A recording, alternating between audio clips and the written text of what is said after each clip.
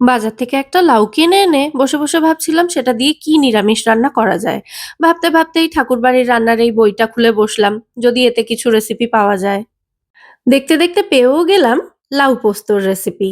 তাই বুকমার্কটা দিয়েই রেখেছিলাম। দেখলাম রান্নাটা করতে মাত্র ৫-৬টা উপকরণ লাগবে এবং সবকটাই বাড়িতে আছে।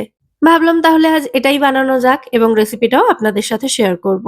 খেতে কিন্তু দুর্দান্ত হয়েছিল, এটা প্রথমেই বলে দিচ্ছি। তো কড়াইতে প্রথমে ডুমো ডুমো করে কেটে রাখা লাউ অল্প জল দিয়ে সেদ্ধ করতে বসাচ্ছি। লাউয়ের দানাগুলো কিন্তু আমি বাদ দিয়ে কেটেছি। আর ১ম বার যেকোনো রান্না ট্রাই করলে আমি চেষ্টা করি একটু কম উপকরণ দিয়ে করার। কারণ জানি না খারাপ হবে না ভালো হবে। তো এক্ষেত্রেও অর্ধেকটা লাউই আমি এখানে ব্যবহার করেছি। আর কড়াইটা ঢাকা দিয়ে লাউটা আমি সেদ্ধ করে নিয়েছি। লাউ সেদ্ধ হতে খুব বেশি সময় লাগে না, ৫-৬ মিনিট যথেষ্ট। তো ৫-৬ মিনিট পরে কড়াইয়ের ঢাকনাটা খুলে আমি চেক করে নিলাম লাউ ভালোমতো সেদ্ধ হয়ে গেছে। আর লাউ সেদ্ধ করায় জলটা কিন্তু ফেলবো না। এই জলটাই রান্নায় ব্যবহার করব।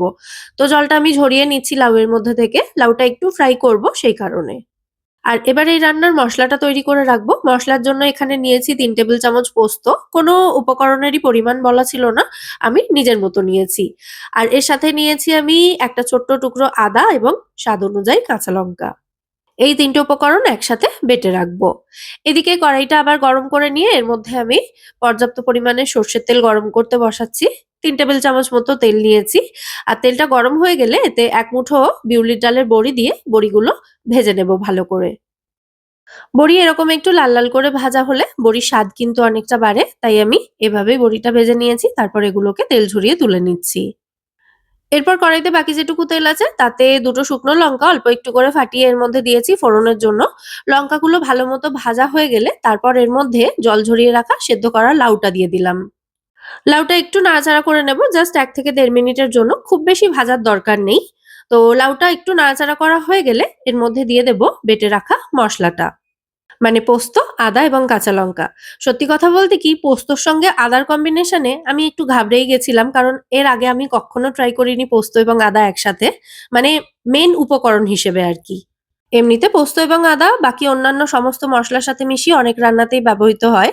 তবে এই রান্নাটার মেইন উপকরণ মানে মেইন মসলা কিন্তু পোস্ত এবং আদা। আর খেতে এত অপূর্ব লেগেছে কি বলব। মানে আমি জাস্ট ভাবতেই পারিনি যে পোস্তর সঙ্গে আদার ফ্লেভারটা এত ভালো যায়। যাই হোক পোস্ত এবং আদা বাটাটা দিয়ে বেশ ভালো করে একটু ভেজে নিয়ে তারপর এর মধ্যে মিক্সার জারটা ধুয়ে সামান্য একটু জল দিয়েছি। এবার আরো কিছুক্ষণ এটাকে কষিয়ে নেব।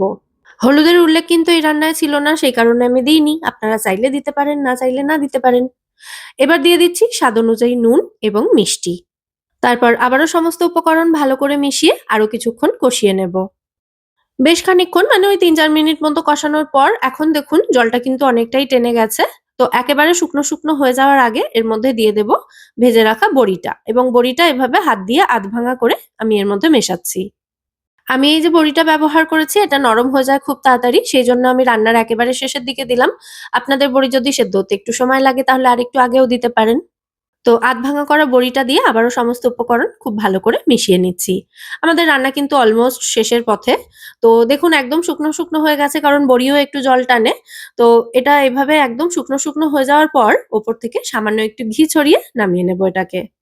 ঘিটা দিয়ে আরো একবার ভালো করে একটু মিশিয়ে নিচ্ছি। তারপর গ্যাসের ফ্লেমটা অফ করে কড়াইটাকে ঢাকা দিয়ে রেখে দিয়েছিলাম ৫ মিনিট মতো। তারপর সার্ভ করেছি।